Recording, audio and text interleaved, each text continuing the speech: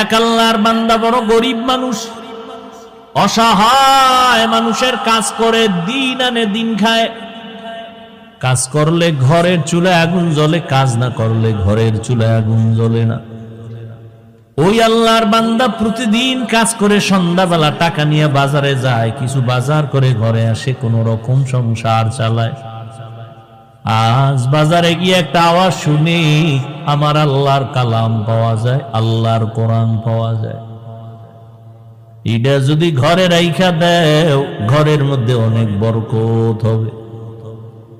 জীবনে আল্লাহর কোরআন দেখে নাই, পড়ে নাই, কই পাওয়া যায় ভাই? আওয়াজ দিল কই? ওই লাইব্রেরির মধ্যে যাও, গেছে।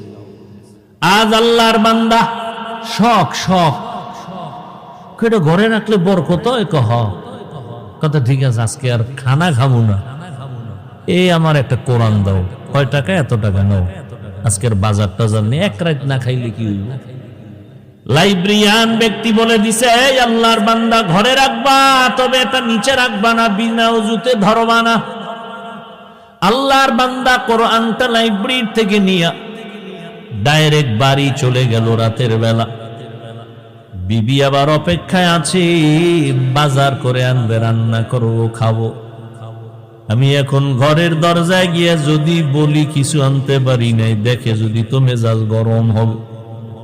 আগের থেকে সিগন্যাল দিছে, এই ম্যাডাম বাঁকা টাকা হইও না, আজকে কিন্তু খাওন দাও না, নিন একটা বরকত নিয়ে এসি।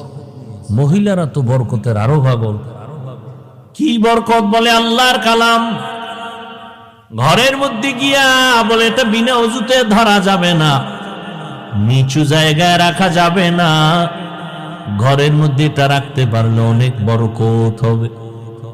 তাই এমন একটা জিনিস যেটা দেখলে সওয়াব, পড়লে সওয়াব, ধরলে সওয়াব, জিডার আওয়াজটা কানের মধ্যে লাগলেও সওয়াব, দিলটা শান্ত হয়ে যায়।